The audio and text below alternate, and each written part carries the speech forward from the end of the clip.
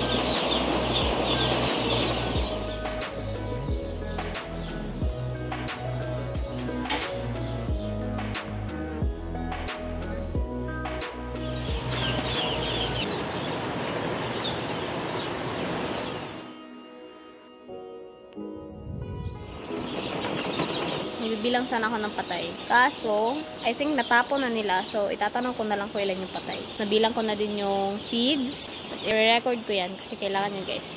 Mga importanteng data yan. Yung mga manok ngayon. Say hi, Nox, to the vlog. Hello. Guys, today is day 1. Ito yung tinatawag na thermostat. Ito yung control natin sa heater. Right now, meron tayong 37 degrees Celsius. So, ito yung 37 degrees Celsius. Ito yung i-reach ng heater pag under niya. Under lang yung heater pag mas mababa sa 37 degrees Celsius yung temperature dito sa mismong loob. Ito yung sensor niya. Ito yung nagsisense ng temperature dito sa loob.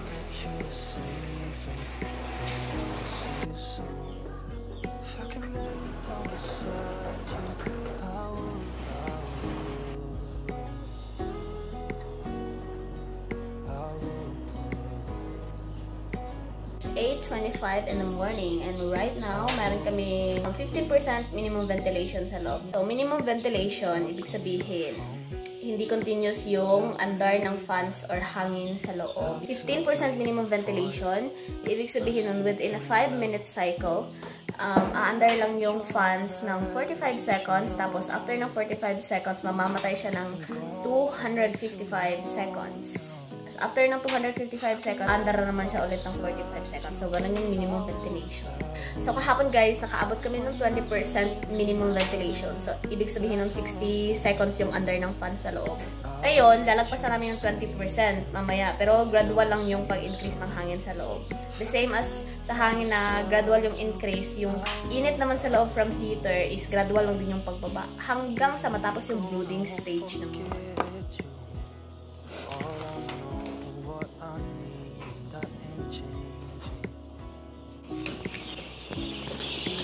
Removing papers na.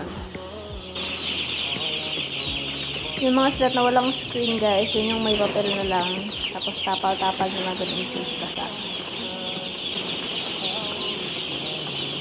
Hindi masyadong basa yung mga papel ngayon.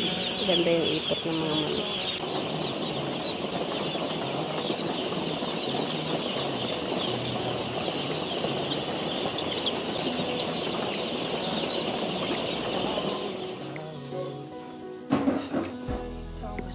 Start na kami ng expand today guys. Day 2. Mag-expand kami ng 5 feeders dito sa harap. 5 feeders as well dun sa likod. Ito niya may mga mga feeds yung feeder.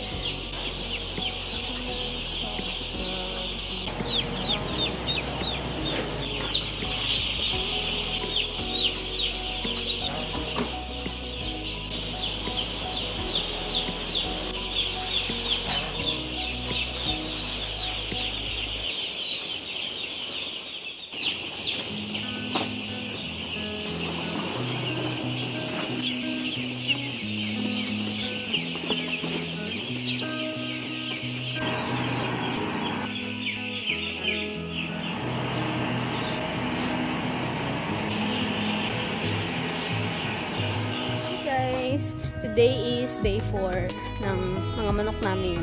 Today din, nagbaba na kami ng target temperature. From 34, binaba namin to sa 33 degrees Celsius yung target temp sa loob.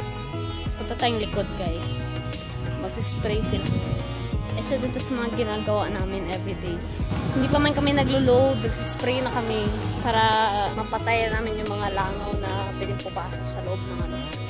Kasi kahit naman covered ng screen yung building, posible pa rin wala makapasok na langaw sa loob. Kasi alam mo, yung mga langaw, they are BDO. They find ways.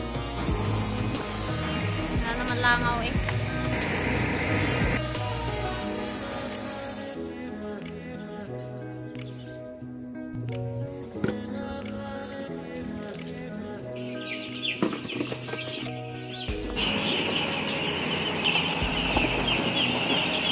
Trisiro.